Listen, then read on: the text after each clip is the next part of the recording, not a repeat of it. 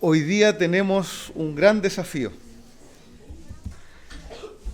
Habitualmente no expongo como el apóstol Pablo, ¿cierto? Largamente, pero hoy día vamos a tomar una porción de la Escritura más amplia. Si vamos a Hechos capítulo 7, que nos corresponde hoy, vamos a notar que lo que viene ahora, siguiendo con el estudio del libro de Hechos, es el sermón o la enseñanza, ¿cierto? La defensa en realidad de Esteban, ¿cierto? Y es prácticamente todo el capítulo 7 del libro de Hechos. Y estuve orando, ¿cierto? Y luchando en buena manera, ¿cierto? Con el texto. Y amados hermanos, concluí que sería más sano y más correcto poder plantearlo de una vez. Entonces, hoy día vamos a dar una carrera de un poquito más de aliento, ¿cierto? Pero espero que el Señor llene su corazón con su palabra y que haya buen ánimo y buena disposición para que juntos miremos la palabra del Señor en esta hermosa porción de la palabra del Señor que es el discurso de Esteban. ¿Bien? Entonces prepare su corazón, prepare su mente, ¿cierto? Dispongámonos para tomar en este día, ¿cierto?, el estudio de la palabra del Señor. Y hermanos amados, vamos a ver mucho, hay muchas citas en Génesis, en Éxodo, en el Antiguo Testamento.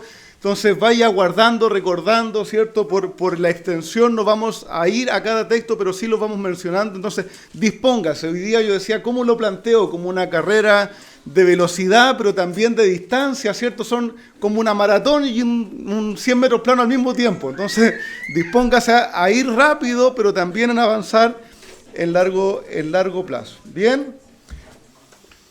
Vamos a orar nuevamente al Señor, vamos a orar al Señor y partimos nuestro estudio de la buena palabra del Señor. Oh Dios mío, Dios nuestro, Padre nuestro que estás en los cielos, que tu nombre sea santificado. Señor, nos disponemos en tus manos, tu palabra es preciosa, tu palabra es alimento para nuestras vidas, tu palabra es luz para nuestros ojos, tu palabra es sabiduría para el que es sencillo. Señor, tu palabra es tu revelación, Padre Celestial, y en ella queremos pasar tiempo. Señor, ayúdanos, nútrenos, ayúdanos a entender la idea. Señor, ve más allá de mis limitaciones y de las torpezas, Señor, de nuestra propia lengua. Padre, y tú instruye tu pueblo. Padre Celestial, eres magnífico, tú eres poderoso para hacer todas estas cosas. Señor, danos la capacidad en lo físico, en nuestra mente, de poder, Señor, recibir y absorber y nutrirnos hoy de tu buena palabra. Oramos, Señor, por Cristo nuestro Salvador. Amén. Bien, de manera introductoria vamos a Hechos capítulo 6, versos del 11 al 15. Dice así la palabra del Señor. Entonces, en secreto, los fariseos persuadieron a algunos hombres para que dijeran, le hemos oído hablar palabras blasfemas contra Moisés y contra Dios. Y alborotaron al pueblo, a los ancianos y a los escribas, cayendo sobre él, lo arrestaron y lo trajeron al concilio. Presentaron testigos falsos que dijeron, este hombre continuamente habla contra este lugar santo y de la ley, porque le hemos oído decir que este nazareno, Jesús, destruirá este lugar y cambiará las tradiciones que Moisés nos dejó. Y al fijar la mirada en él, todos los que estaban sentados en el concilio vieron su rostro como el de un ángel. Entonces, hermanos, seguimos con Esteban. Recuerde, ¿cierto? Antes de la semana pasada que fue especial, estábamos ahí en el ministerio y, ¿cierto? De Esteban. Y ahora estamos aquí viendo cómo le arrestaron, ¿cierto? Y le estaban acusando. Recuerde que Esteban era uno de los que habían sido escogidos como diáconos para la iglesia en Jerusalén y que el Señor lo usaba poderosamente también para predicar la palabra y para hacer prodigios y señales maravillosas. Tanto era cierto como él predicaba y discutía con aquellos que le contradecían que algunos judíos helénicos, o sea, judíos de habla griega, judíos que habían nacido fuera de Jerusalén, también se empezaron a levantar contra él para acusarlo, ¿cierto? Ya la persecución no era solo de los sacerdotes, no era solo de Jerusalén, se ampliaba, así como se ampliaba la palabra, también ahora los judíos helénicos se levantaban contra él y querían discutir y contradecirle, y al no poder contradecir su mensaje, ¿qué hicieron? Fueron contra la persona, a atacarle a él, ¿cierto? Personalmente, y levantaron testigos falsos, y veíamos cómo Lucas aquí nos hace un paralelo tan evidente, tan real con la persona del Señor Jesús, ¿cierto? Cayeron sobre él, trajeron testigos falsos, lo acusaron ante el concilio, se planeó un falso juicio con el fin de matarle, ¿cierto? Y callarlo. Entonces ellos empezaron a inventar acusaciones. Y ojo aquí, hermanos, vaya tomando atención en estas palabras. El estudio de la mañana, hermanos, le va a ayudar mucho a lo que vamos a hacer hoy, al estudio de esta palabra. Ellos le acusaron de que él estaba hablando contra este lugar santo y contra la ley, o especialmente de Moisés, y esa es la acusación, se repite. No, dicen que va a destruir este lugar santo, pensando o en el templo o en Jerusalén, y contra la ley de Moisés, ¿cierto? Él está contra la ley de Moisés y contra este lugar que Dios nos dio, este lugar que es la habitación de Dios para nosotros. Así que una vez tras otra van a acusarlo de esas dos cosas. La acusación más tremenda que tenían en su mente estos hombres que encontraban digno de muerte a Esteban era, se atreve a insinuar que este lugar santo va a dejar de ser, va a ser destruido y que va a cambiar las leyes de Moisés.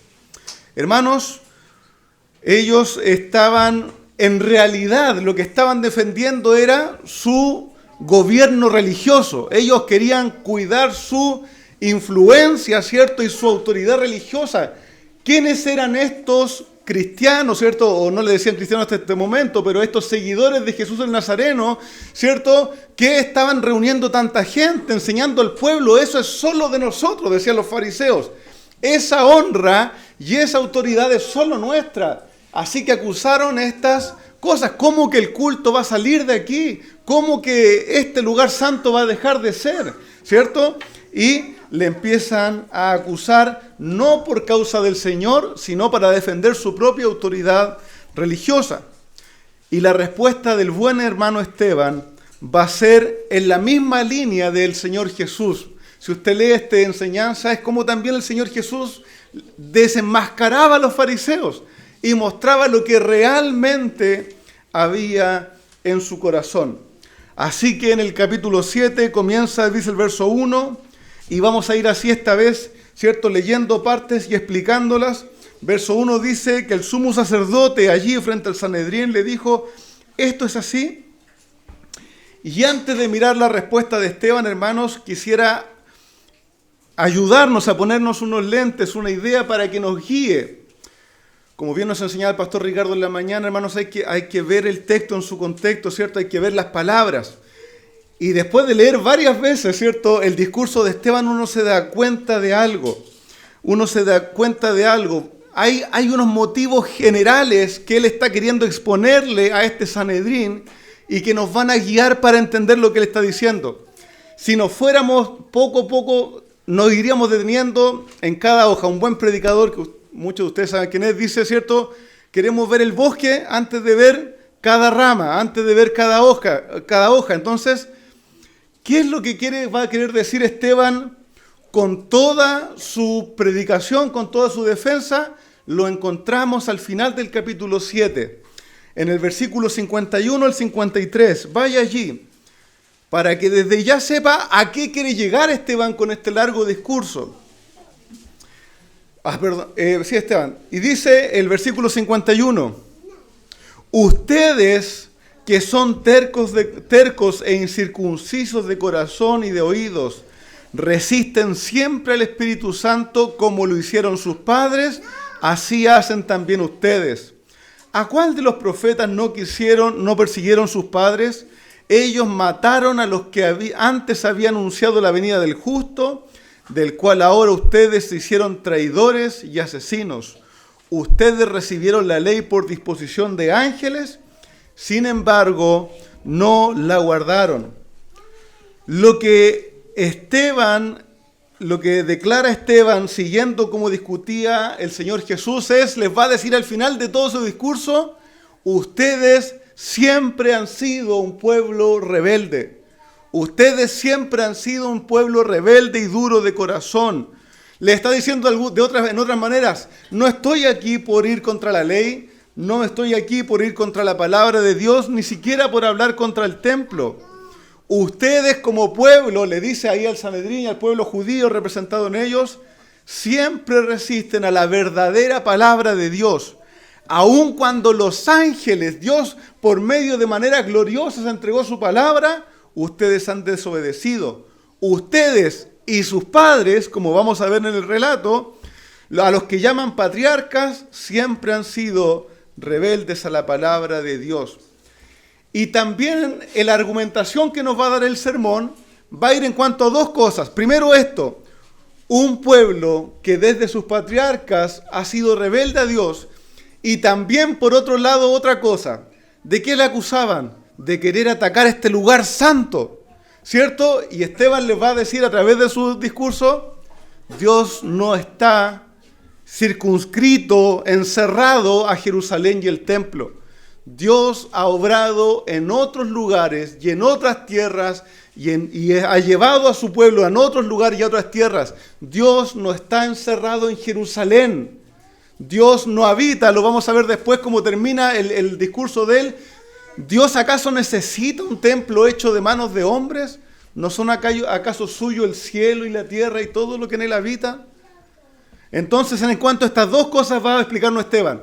Un pueblo rebelde y Dios obrando en muchos lugares. Así que, y hermanos, esta idea va en todo el sentido de lo que está diciéndonos el libro de Hechos. ¿Por qué? Porque después de Hechos capítulo 7, ¿qué va a pasar? La palabra del Señor se empieza a extender más allá de Judea. Después del discurso de Esteban, viene la predicación en el capítulo 8 de Felipe en Samaria. Y luego la predicación más al sur. Después el Espíritu Santo se lleva a Felipe y lo lleva a predicar en Gaza, al sur, ¿cierto? Con el eunuco etíope, ¿cierto? Y después en el capítulo 9 el Señor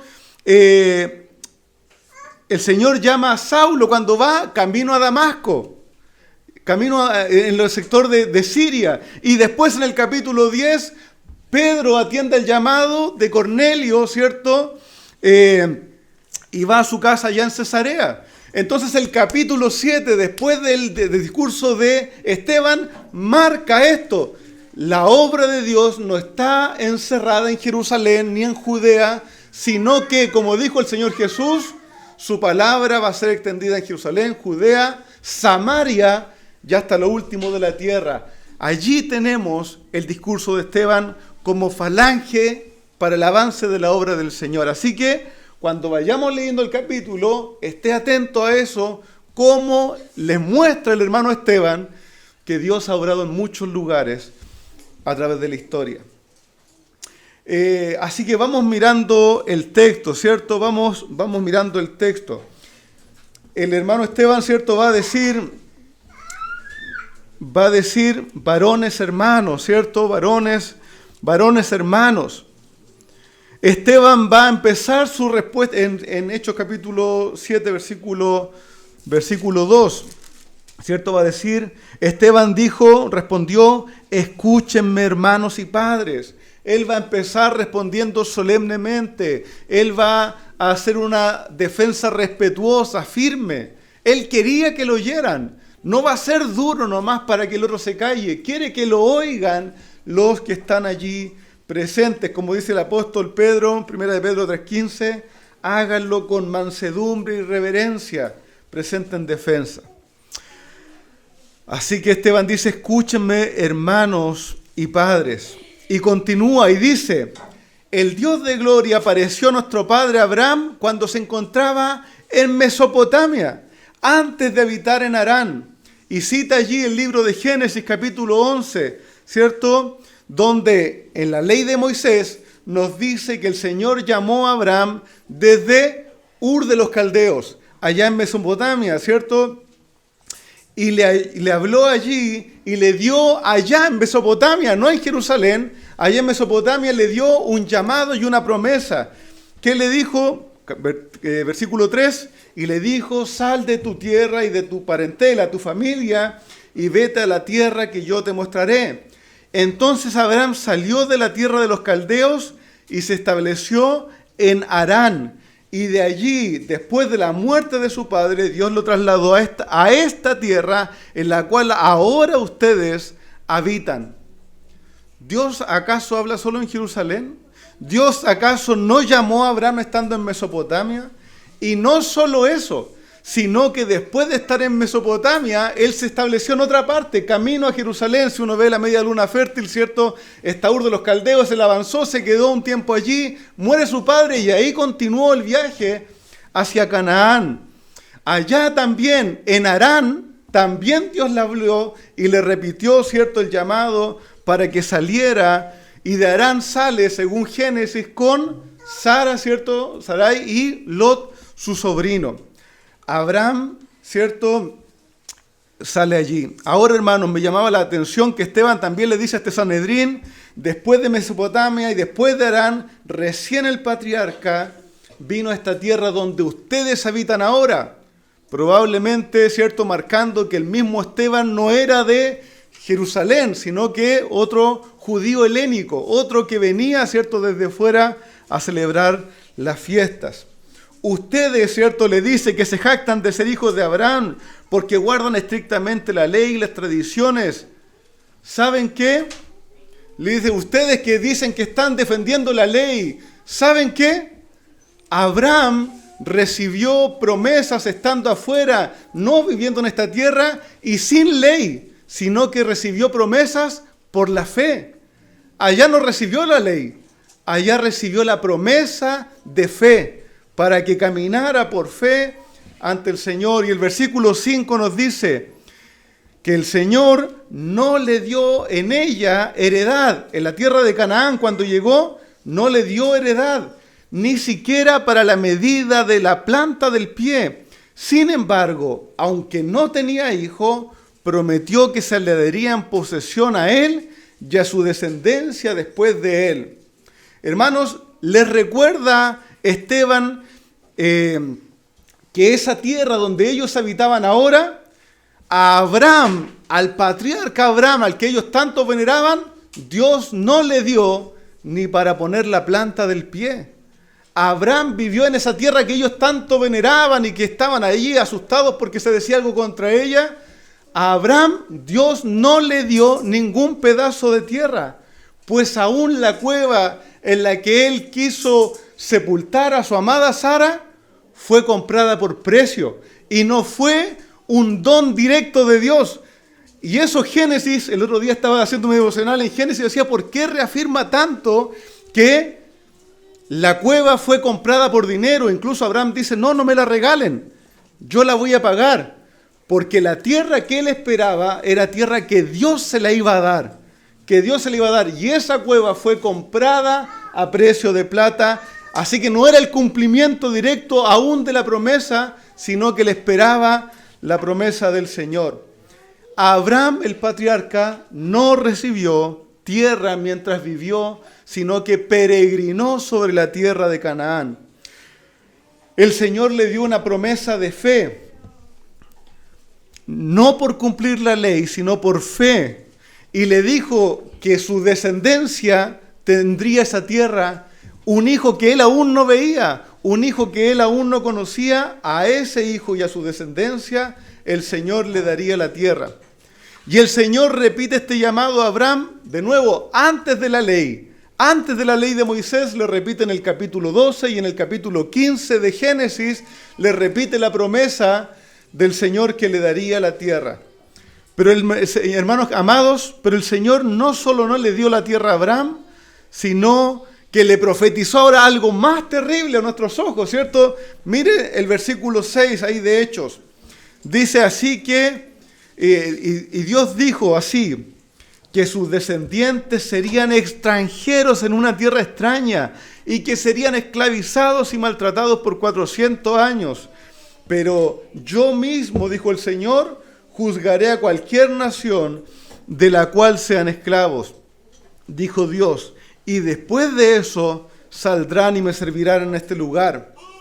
Luego de haber recibido la promesa de Dios, ¿cierto? El Señor le dijo a Abraham, no solo que no iba a recibir tierra, ¿cierto? Perdón, le dijo a Abraham, ¿cierto? Que más encima su descendencia no se quedaría ahí, sino que sería trasladada ahora a otra parte por 400 años y después de eso el Señor recién lo traería allí.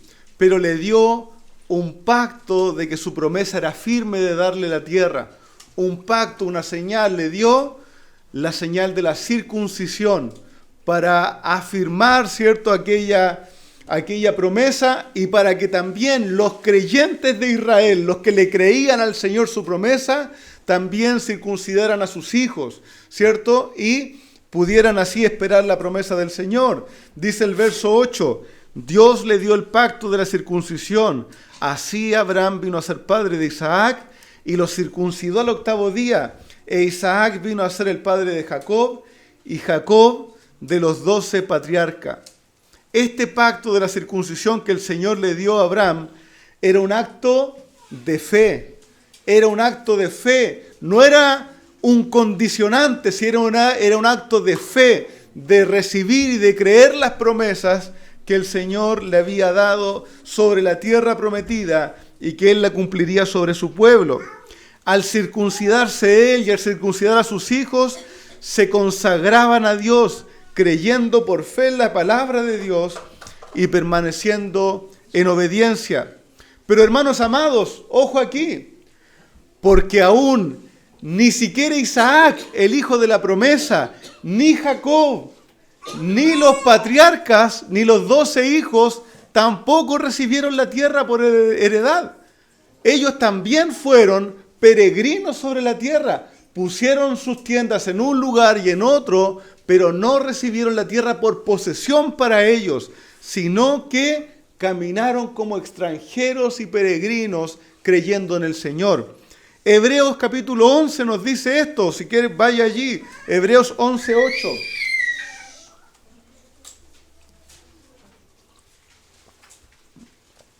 Hebreos 11:8 dice, por la fe Abraham, al ser llamado, obedeció saliendo para un lugar que había de recibir como herencia.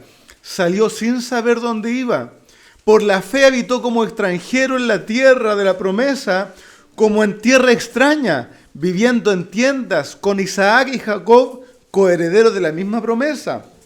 Porque esperaban la ciudad que tiene cimientos, cuyo arquitecto y constructor es Dios.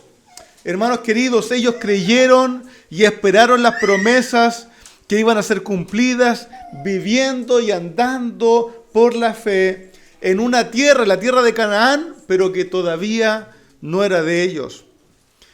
Dice Hechos capítulo 7, versículo 9, ¿cierto? Continúa Esteban contando la historia, dice, y los patriarcas tuvieron envidia de José y lo vendieron para Egipto, pero Dios estaba con él y lo rescató de todas sus aflicciones, le dio gracia y sabiduría delante de Faraón, rey de Egipto, y éste lo puso por gobernante sobre Egipto y sobre toda su casa. Ahora Esteban los lleva a ver que luego de que aún no recibieran herencia en Canaán, la historia de la obra de Dios se traslada a Egipto. Ya pasó por Mesopotamia, ya pasó por Harán, vino a Canaán, pero ahora el Señor se lleva a su pueblo y va a obrar con ellos, no en Jerusalén, no en Judea, sino que en Egipto. Y en los próximos versos Esteban va a decir una vez tras otra, en Egipto, y en Egipto pasó esto, y en Egipto pasó lo otro, poniendo allá nuestro foco. Esteban va a ir introduciendo el asunto de la rebeldía y de la maldad del pueblo de Israel, aún desde estos patriarcas, los 12 hijos de Jacob. ¿Contra quién? Contra todos los que anunciaban al justo que iba a venir. Hermanos queridos, y esto es importante ir viéndolo en el Antiguo Testamento, el Señor no solo en profecías directas, sino que también a través del relato del Antiguo Testamento, el Señor iba anunciando al justo que iba a venir. José es un tipo, ¿cierto? Y nos va mostrando una manera del justo que iba a venir para libertar a su pueblo. Moisés es el profeta como el profeta que iba a venir para hacer de bendición a su pueblo. Y el relato del Antiguo Testamento nos va mostrando de unas maneras y otras, además de las profecías directas, anunciando al Salvador que vendría. ¿Mostrando qué cosas? Los sufrimientos que debía vivir y las glorias que traería después de él, como dice Lucas capítulo 24. Así que Esteban va introduciendo la idea de que este pueblo, que los patriarcas, desde los 12 hijos de Jacob en adelante, fueron rebeldes a los que anunciaban al justo que iba a venir. El Esteban les dice, los padres hicieron igual que ustedes contra el Señor. Obraron contra José por envidia, de la misma manera que los fariseos y los gobernantes acusaron al Señor por envidia. Dice Mateo en el relato del juicio del Señor que Pilato sabía que ellos le estaban acusando por envidia, no por otro tipo de acusación. También José fue vendido por algunas piezas de plata, así como Judas le traicionó por algunas piezas de plata. José fue entregado a un pueblo extranjero, así como el Señor fue entregado a un pueblo extranjero para su maltrato. Hermanos queridos, recuerden que Lucas está intencionadamente escribiendo estas cosas, este registro, para que nosotros en nuestra mente vayamos enlazando las cosas que les pasó al Señor Jesús con lo que nos está diciendo, ¿cierto?, ahora en el libro de Hechos. Hermanos amados, con la historia de José, así que como con toda la historia en general del Antiguo Testamento, Cristo iba siendo anunciado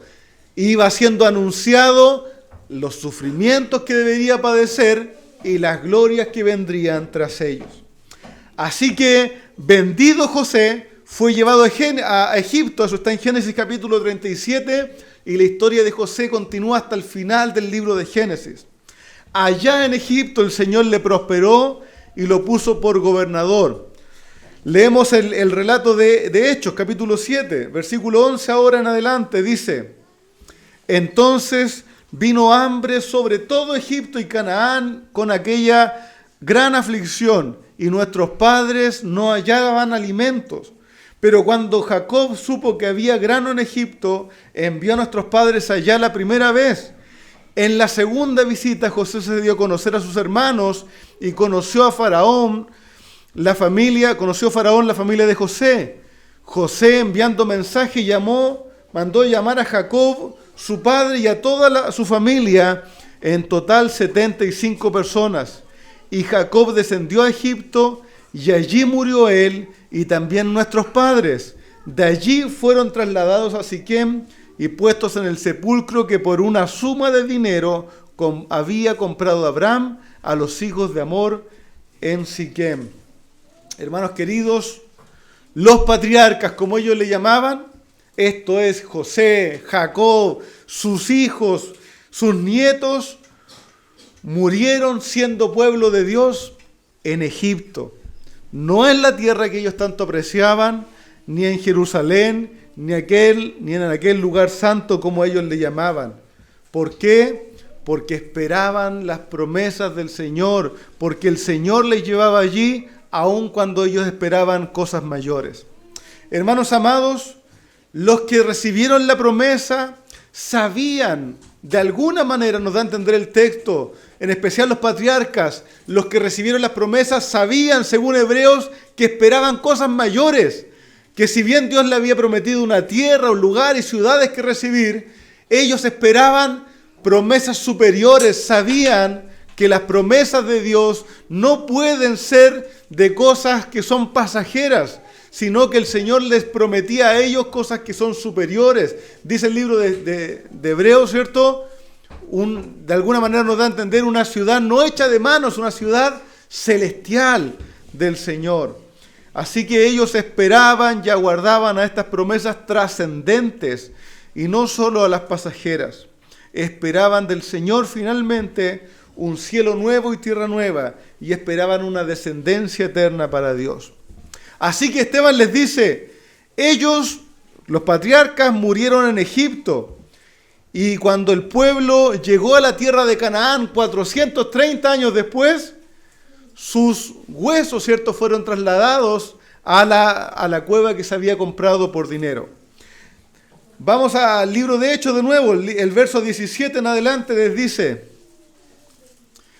pero a medida que se acercaba el tiempo de la promesa que Dios había confirmado a Abraham, el pueblo crecía y se multiplicaba en Egipto, hasta que surgió otro rey en Egipto que no sabía nada de José. Este rey, obrando con astucia contra nuestro pueblo, maltrató a nuestros padres a fin de que expusieran a muerte a sus niños para que no vivieran. Fue por este tiempo que Moisés nació. Era hermoso a la vista de Dios y fue criado por 3 meses en la casa de su padre. Después de ser abandonado para morir, la hija de Faraón se lo llevó y lo crió como a su propio hijo. Esteban se refiere, ¿cierto?, y resume lo que leemos ahora en Éxodo capítulo 1, cuando Faraón, ese Faraón que no conocía a José, mandó a matar a todos los hijos de los varones, ¿cierto? Pero su madre lo escondió y lo puso en el río donde lo halló la hija de Faraón y quien de alguna manera lo adoptó para criarlo como hijo suyo, ¿cierto? Y continúa el relato, ¿cierto? Continúa el relato de Esteban, dice, y fue enseñado Moisés en toda la sabiduría de los egipcios, y era poderoso en sus palabras y obras. Cuando hubo cumplido la edad de 40 años, le vino el corazón visitar a sus hermanos, los hijos de Israel. Al ver que uno era maltratado, lo defendió, e hiriendo al egipcio, vengó al oprimido. Pero él pensaba que sus hermanos comprendían que Dios le daría libertad por mano suya, mas ellos no lo habían entendido así. Al día siguiente se presentó a uno de ellos que reñían y los ponía en paz diciendo, varones hermanos sois, ¿por qué os maltratáis el uno al otro? Entonces el que maltrataba a su prójimo le rechazó diciendo, ¿quién te ha puesto por gobernante y juez sobre nosotros? ¿Quién eres tú? ¿Quieres tú matarme como mataste ayer al egipcio? Al oír estas palabras, Moisés huyó y vivió como extranjero en tierra de Madián, donde engendró 2 hijos. Hermanos amados, el Señor, ¿cierto?, luego de casi 400 años, en situaciones milagrosas, comienza a levantar un hombre que usaría para libertar a su pueblo de Israel, a Moisés, el cual de nuevo nos va señalando al Señor Jesucristo. Pongan atención en los paralelos, hermanos queridos. Así Moisés, como lo fue después el Señor, fue librado de la matanza de los niños, ¿cierto? Uno en Egipto, el otro allí en tierra de Palestina, cuando Herodes mandó a matar a todos los niños, ¿cierto?, pequeños de la región, a todos los varones. Y Moisés, ¿cierto?, fue protegido por la hija de Faraón, así como el Señor Jesús fue llevado después de ser librado de la muerte de los niños a Egipto para ser librado hasta que pasó el peligro. Moisés creció y fue poderoso en palabras y obras y era un hombre destacado. Hermanos, y el relato nos va asociando, ¿cierto?, al justo que había de venir, todo el tiempo señalándole. Moisés creció en Egipto, siendo de la alta alcurnia, viviendo, ¿cierto?, como hijo de la hija del faraón, entre gobernantes, algo así como el nieto del faraón, ¿cierto?, que era en ese momento el gobernante más grande del mundo. Era Egipto el imperio que gobernaba. Me parece tan increíble, ¿cierto?, como lo expresa Esteban, porque a veces nosotros, hermanos, a los personajes bíblicos, a veces les tiramos piedras, ¿cierto? Leemos una situación y sacamos una opinión particular sin el texto. Hermanos, Esteban dice que fue malo que Moisés quisiera defender a sus hermanos. Porque nosotros decimos, es que Moisés, yo he escuchado esto muchas veces, es que Moisés se apresuró ahí, ¿cierto? Y creí que... Hermano, Esteban dice que estaba haciendo lo correcto, que libró al oprimido, que defendió a los de su pueblo, que él entendía que Dios le iba a dar libertad a su pueblo por medio de él. Nosotros, hermanos, debemos sujetarnos al relato bíblico. Aquí los que fueron rebeldes y pecadores fue el pueblo de Israel, los que le rechazaron. Entonces, nosotros tenemos que ir siguiendo el relato bíblico y sus percepciones acerca de las cosas que sucedieron atrás. Esteban no expresa nada malo de lo que hizo Moisés. Trata en términos heroicos a Moisés. Él dice, vengó al oprimido. Hermanos amados, dice que defendió al israelita que estaba siendo maltratado. Él dice que Moisés sabía y de alguna manera Dios le había dado ya testimonio de que, y le había convencido hace algún tiempo que Dios lo había puesto en aquel lugar, con aquella formación, para dar libertad al pueblo de Israel. Pero este pueblo va a concluir como va a concluir Esteban, pero este pueblo, al igual que sus padres que vendieron a José, eran rebeldes, duros de cerviz, duros de cabeza para entender lo que el Señor estaba haciendo. Así que Moisés, al verse rechazado y acusado por los de su pueblo, huyó a la tierra de Madián, lejos de Jerusalén, en otro lugar donde engendró hijos, tuvo familia y donde Dios le habló, allá en Madián. Ahora no en Egipto, no en Mesopotamia, no en Harán, no en Canaán, en Madián también Dios le habló a su siervo y trató con su pueblo. Así que luego de 40 años en Madián, el Señor se le reveló en la zarza que ardía y no se consumía. Dice el verso 30 de Hechos 7, pasados 40 años, un ángel se le apareció en la zarza, se le apareció en el desierto, en el monte de Sinaí, en la llama de fuego en una zarza. Entonces Moisés, mirando, se maravilló de la visión y acercándose para observar, vino a él la voz del Señor. Yo soy el Dios de tus padres, el Dios de Abraham, el Dios de Isaac, el Dios de Jacob. Y Moisés, temblando, no se atrevía a mirar. Y ahí está conectando, ¿cierto?, con los patriarcas. Y le dijo el Señor, quita el calzado de tus pies, porque el lugar en que estás es tierra santa. Ciertamente he visto la aflicción de mi pueblo que está en Egipto. He oído su gemido y he descendido para librarlos. Ahora pues, ven y te enviaré a Egipto. A este Moisés, y ojo con esta expresión porque la va a repetir en los próximos versículos, a este Moisés. Dice, a este Moisés, a quienes habían rechazado, diciendo, ¿quién te ha puesto por gobernante y juez? A este lo envió Dios como gobernante y libertador por mano del ángel que se le apareció en la zarza. Esteban les está diciendo, hermanos queridos, para que ellos tomen la idea y se den cuenta que no es con Cristo la primera vez que han sido rebeldes. Esteban le está diciendo, al mismo que el pueblo rechazó y menospreciaron, aun cuando estaba queriendo defenderlos, a los que y darle retribución a los que lo oprimían, a este mismo Dios lo envió por medio de un ángel que le habló en la zarza. ¿A quién les haría recordar? Un libertador rechazado por su pueblo, un libertador despreciado por su pueblo ¿cierto? Y que fue exiliado. Hermanos amados, dice el verso 36, hablando de este Moisés, el verso 36 dice, este los sacó, habiendo hecho prodigios y señales en la tierra de Egipto, en el Mar Rojo, en el desierto, ahora agrega más lugares, en Egipto, en el Mar Rojo, en el desierto por 40 años.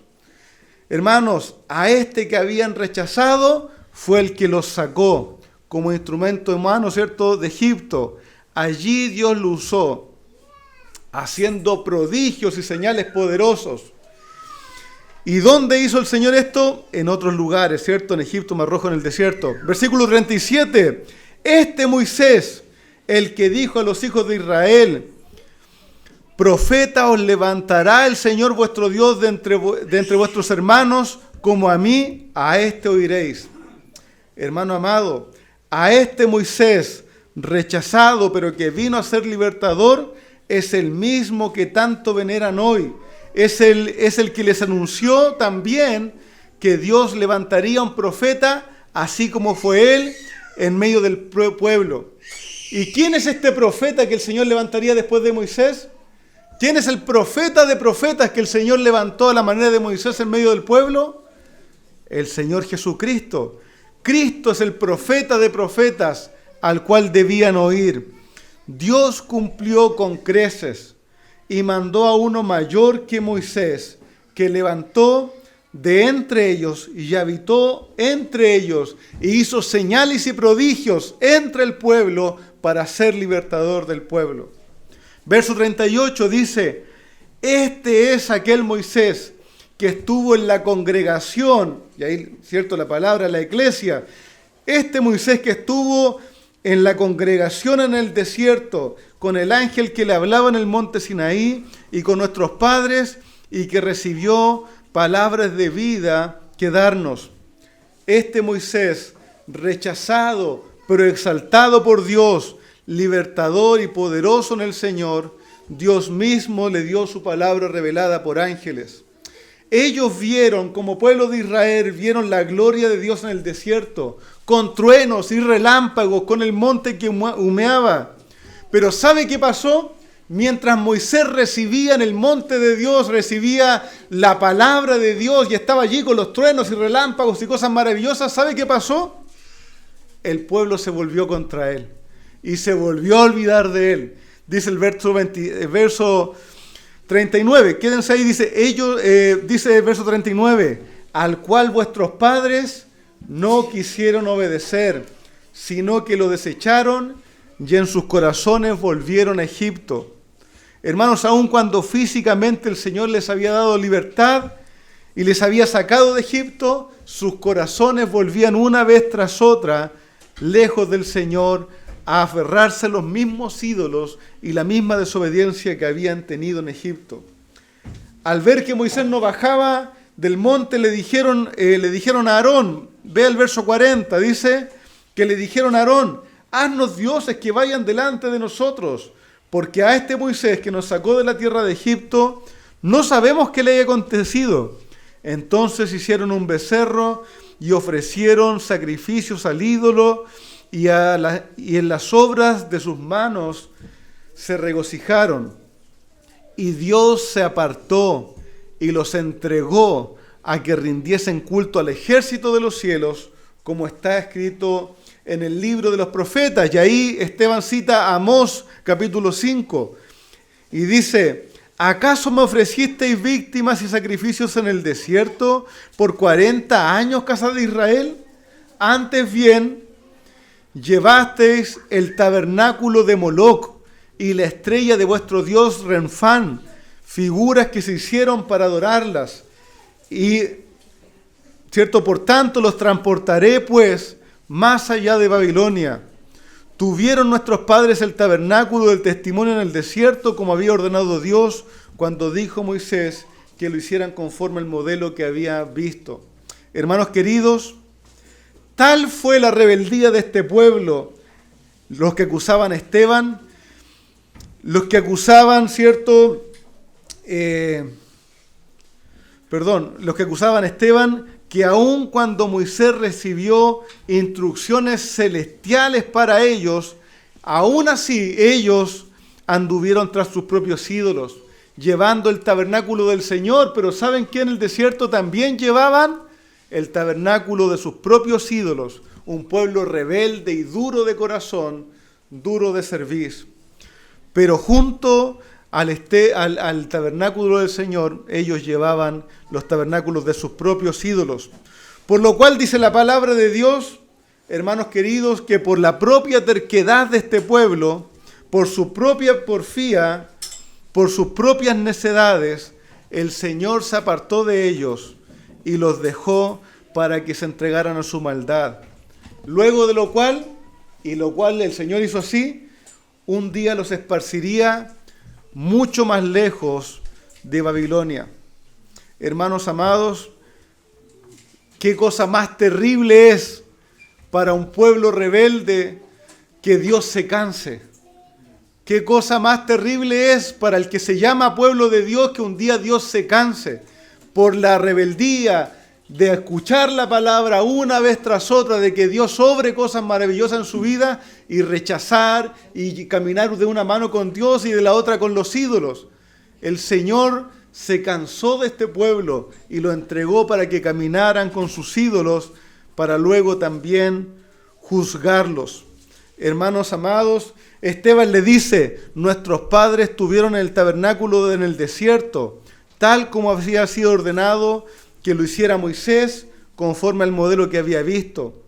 A su vez, habiéndolo recibido, nuestros padres lo introdujeron con Josué en la tierra, al tomar posesión de las naciones que Dios arrojó delante de nuestros padres. Hermano amado, mire la misericordia del Señor allí, que les levantó otro siervo que señalaría al Mesías, otro más que modelaría al Señor justo que iba a venir. Dice, cierto, el versículo 45, que ellos introdujeron, cierto, dice, a su vez, habiéndolo recibido, nuestros padres introdujeron con Josué al tomar posesión de las naciones que Dios arrojó delante de nuestros padres hasta los días de David. Otro más que el Señor estaba levantando, David como rey, como ejemplo para que ellos fueran mirando que el Señor un día mandaría a uno perfecto. Y el verso 46 dice, y David halló gracia delante de Dios y pidió el favor de hallar una morada para el Dios de Jacob, pero fue Salomón el que edificó casa.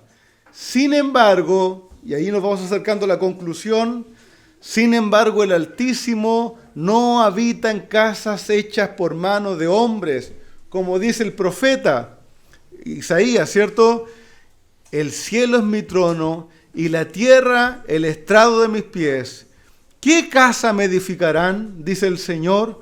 ¿O cuál es el lugar de mi reposo? ¿No fue mi mano la que hizo todas estas cosas?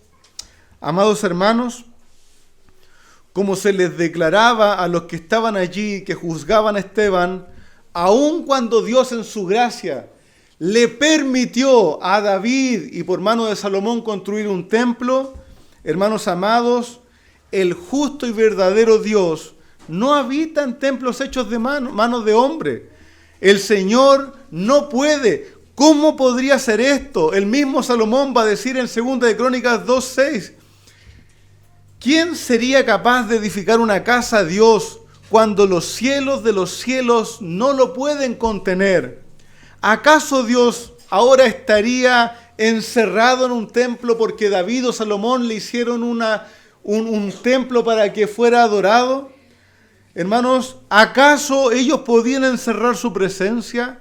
¿Acaso pueden ustedes contener a Dios con sus manos? El que ha creado todas las cosas, como nos va enseñando el testimonio de Esteban, el que ha creado todas las cosas será glorificado en todo lugar y en toda nación, aunque ese pueblo rebelde no quiera recibir su instrucción. Hermanos amados, así que ahí llegamos a la conclusión de Esteban. Ustedes son tercos e incircuncisos de corazón y de oídos. Resisten siempre al Espíritu Santo como lo hicieron sus padres. Así hacen también ustedes. Esteban le dice, ustedes no han querido entender el obrar de Dios desde el principio. Han sido un pueblo incircunciso de corazón. Han sido un pueblo, y ojo aquí porque esta exhortación también puede ser para nosotros, han sido un pueblo incircunciso de corazón, un pueblo que nunca termina de consagrarse, un pueblo que nunca corta la carne de su ser para servir al Señor, un pueblo que se llama evangélico pero siempre quiere jugar con el mundo, un pueblo incircunciso de corazón, un pueblo que siempre camina con el tabernáculo de Dios y escondido detrás el tabernáculo de Moloc y de Refán. Hermanos queridos, nosotros no somos tan distintos. Nuestros hijos no son tan distintos. Hermanos queridos, este pueblo al que Esteban estaba exhortando nunca terminaba de consagrarse, nunca terminaba de creer realmente al Señor, sino que resistían la obra del Espíritu Santo. Ellos persiguieron y mataron a los que anunciaban al justo, así como persiguieron y mataron a los que al justo de verdad, al justo, ¿cierto?, presentado. Así como hoy día también el pueblo religioso que se llama cristiano rechaza al verdadero Jesús, rechaza al que llama a la consagración, rechaza a aquel que quiere gobernar sobre sus vidas. Los religiosos lo único que quieren es mantener sus tradiciones, mantener sus grandes organizaciones, pero rechazan al verdadero Jesús de las Escrituras. Hermanos amados, el versículo 53 da una sentencia, una conclusión. Ustedes que recibieron la ley por disposición de ángeles, sin embargo, no la guardaron.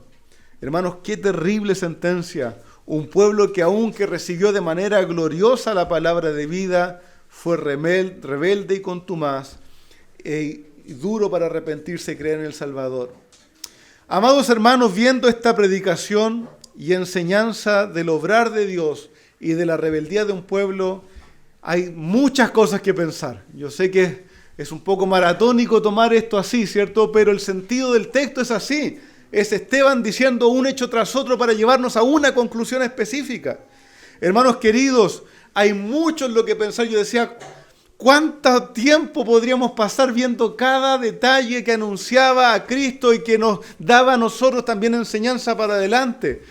Hermanos, hay mucho también que callar y reflexionar y guardar en nuestros corazones. Hermanos, y hay tanto también a lo que podemos concluir. Viendo estos dos puntos generales, y permítanme concluir de eso, viendo estos dos puntos generales del principio, quisiera decir esto. Amados hermanos, Dios obra y está obrando en todo lugar. No somos ni seremos la única iglesia que realmente conozca y ame al Señor. No es así. El Señor tiene su obrar en todo lugar a través de este mundo. Hermanos, no caigamos en el celo y en el orgullo religioso y carnal en el que cayó Israel, creyendo que solo aquí se predica palabra del Señor o que solo aquí el Señor puede salvar. El Señor tiene su obra en todo lugar, en todo lugar. Hermano amado, yo no sé cómo o quién va a hacerlo, pero una cosa sí sé, que el Señor quiere y manda que en toda la tierra esté llena de su gloria, que toda la tierra esté llena del conocimiento de Él, y que al final de todo vendrá su victoria. Y ¿saben cómo lo relata Apocalipsis? Dice que habrá delante de Él hombres de todo lugar, de toda lengua, pueblo, tribu y nación. Imagínenselo, cuando ellos leían esto, venía a su mente hombres con diferentes fisonomías, hombres con diferentes colores, tonos de su piel, hombres con diferentes formas culturales, hombres con sus propias dificultades y sus propias hermosuras. Cristo, hermanos, está llamando a un pueblo multitudinario, de todo pueblo, de toda lengua, tribu y nación, para la gloria de su nombre. Él lo va a hacer. Y yo quiero ser parte de eso. Yo quiero que el Señor lleve su gloria a todo lugar. Hermanos, yo no sé cómo, pero oro por esto y le ruego al Señor que envíe personas a todo lugar, que envíe a mis hijos, hermanos, que envíe a nuestros hijos. Yo le ruego al Señor, danos recursos para poder apoyar a otros que vayan, que viajen. O Señor, saca a uno de nosotros mismos para que vaya y predica la palabra. Que Cristo sea glorificado hasta lo último de la tierra. Hermanos amados, ese es el llamado del Señor y lo que vamos a comenzar a ver en Hechos. Por otra parte, no seamos rebeldes en creer al Señor Jesucristo y arrepentirnos y creer en Él para salvación. Usted puede preguntarse, pero ¿por qué dice eso? ¿Acaso no crecí en la iglesia? ¿Acaso no me bauticé? ¿Acaso no me casé como evangélico y he sido bautizado, hasta miembro soy? Amado hermano, examina tu corazón, no te va a hacer mal. Examina tu corazón y tu vida. ¿Realmente te has rendido a Cristo? ¿Realmente te has humillado? ¿Te has dado cuenta que eras un esclavo? ¿Que eras oprimido por el pecado? ¿Que había un faraón sobre ti? ¿Que tenías tus propios ídolos? ¿Y le has rogado a Cristo que te libere? ¿Te has rendido realmente? ¿O todavía caminas de la mano con Egipto y quieres tener en la otra mano al Señor? Hermano querido, cuando el Señor te ha confrontado, cuando el Señor te confronta hoy, ¿qué dice tu corazón? Sí, Señor, perdóname. O dice, ¿quién te ha puesto por gobernador y juez sobre nosotros? ¿Dónde está tu corazón? Hermanos amados, hoy examinemos nuestras vidas. Si estás abrazado a una conducta religiosa y tranquila o tranquilo por cumplir el rito de venir cada domingo y domingo tras domingo venir y consumir un buen culto, o si realmente te has rendido y has conocido al Señor, al Salvador, aquel que puede perdonar tus pecados, transformar tu vida y hacerte parte de un pueblo que espera promesas que no están sujetas a las cosas pasajeras, sino que nos da promesas de vida eterna, de un cielo nuevo y tierra nueva para disfrutar para siempre con Él. El Señor nos ayude, amados hermanos. El Señor ponga nuestros corazones ardiendo por Él, para que la obra de predicación, la obra misionera también lata en nuestros corazones, porque es del Señor, porque es del Señor. Hermanos amados, como bautistas, reformados, tenemos mucho que hacer todavía. Somos muy lentos, muy fríos, muy tacaños con la obra misionera del Señor, con la obra en otros lugares. Hay mucho que crecer aún. El Señor nos ayude. Vamos a orar. Padre bueno, santo, poderoso, Padre, gracias por tu palabra.